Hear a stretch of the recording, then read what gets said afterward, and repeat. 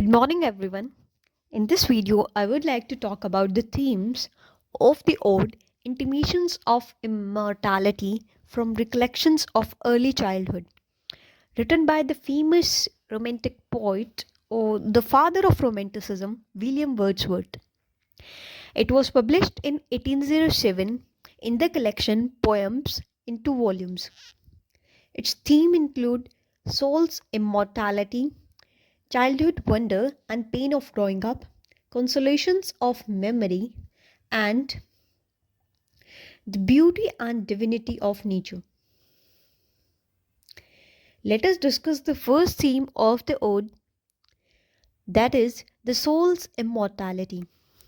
Wordsworth's poem argues that human soul is everlasting. The speaker believes that soul actually comes from heaven, where it exists before people are born, and that is, it will one day return there.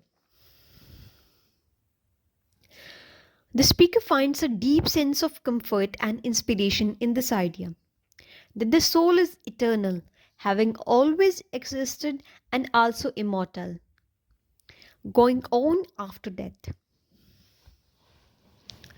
The speaker finds evidence for the soul's immortality in the way children see the world. Looking back on his own childhood, the speaker remembers that the world used to look different, as if everything in nature was shining with its own celestial light. In the speaker's view, this is because young children have only just arrived from heaven and thus bring heavenly perception with them. That is, they can still see a sort of divine heavenly presence in the physical world that now surrounds them.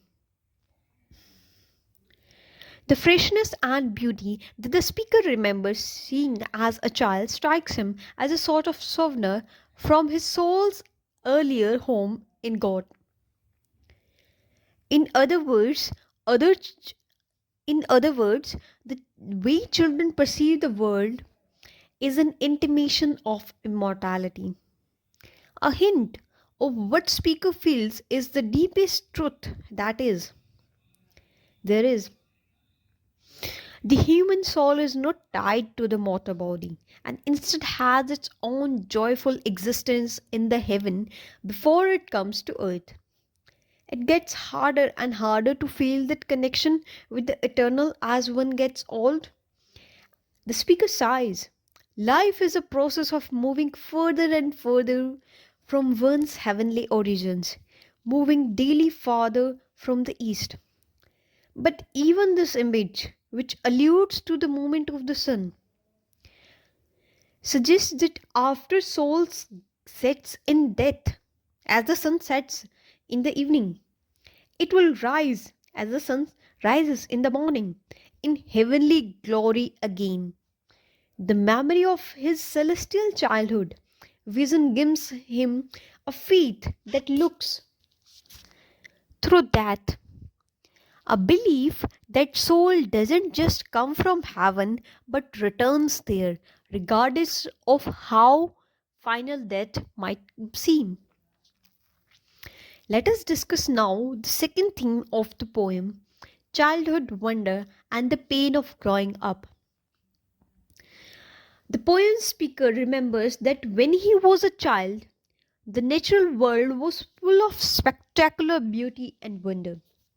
Sure, nature still looks lovely to him as an adult, but as a child he remembers he could see heavenly light shining in even the most common of plants. He has to work pretty hard not to be sullen about losing the ability to see the world this way, but maintains that it is simply the cost of growing up. The further the people gets from the childhood, the speaker argues, more used to the world they get, and the less they can perceive world's intense spiritual beauty. The poem presents this as a sad loss, but also as part of natural order of things. It is a sad loss not to be able to perceive the world the way they did in childhood, in celestial light and all that. But it is simply the part of growing up. When he was a child, the speaker remembers he saw the natural world as a place of immense wonder. Once upon a time, even the ordinary grass shone with splendor.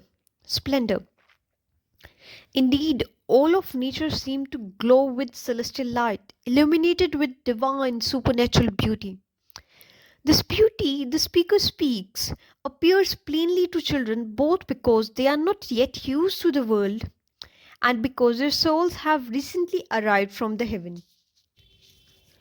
They still they are still seeing the everyday world through the lenses of their earlier heavenly existence.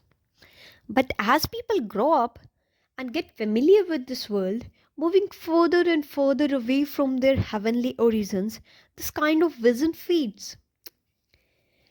The routine and habits of daily life set in, and the world goes from looking enchanted to looking common. This is a painful loss. As an adult, the speaker can't help but feel like he's missing something important. He can still appreciate natural beauty, but the visionary gleam of the childhood is gone forever. There is no point in mourning this loss too hard, though it is just a natural part of life. When the speaker turns away from his grief over the lost visionary gleam of childhood, he suggests that such grief wrongs the beauty of the spring day around him. The spring day is still around, the natural beauty still exists, but the celestial light is lost. But don't be so hard on yourself. Even if the loss of the gleam hurts, it is as natural as the changing seasons. To and to resist it would seem like an insult to the order of the world. Everyone, the speaker sees, slowly get used to day to day human life, until custom, that is familiarity or habit, makes the world seem ordinary. There's no way to avoid this. It is just part of the journey of human life. That is all. Now let us discuss the third theme of the poem, Consolations of Memory. The poem speaker feels he's a lost. He has lost a lot by growing up. When he was a child, nature seemed to shine with celestial light for him. But as an adult, the luminosity is just a memory. But at the same time, he finds that such memory offers some consolation. And what is this consolation? While he mourns the beauty he could once see, he finds strength in what remains behind.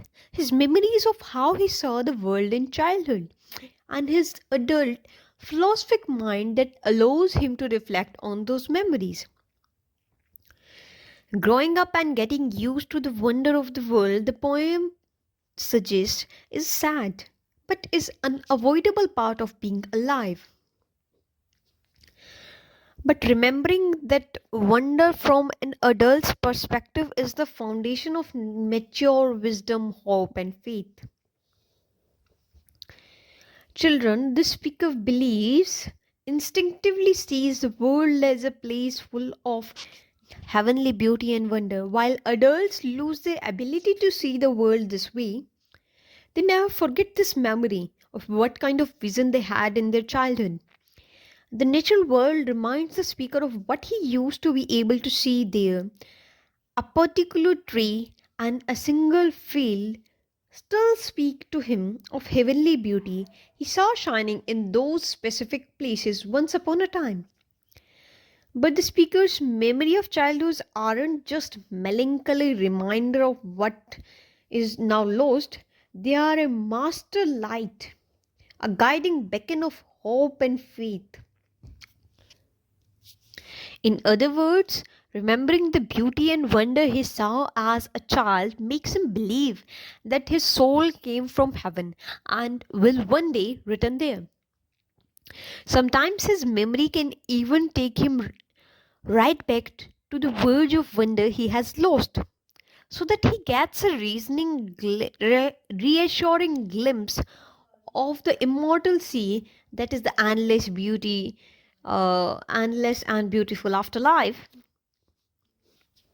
He believes his soul will one day return to. Heavenly childhood vision might be fleeting, the speaker suggests, but one's memory of that beautiful way of seeing can form the foundation of an adult's faith in soul's immortality.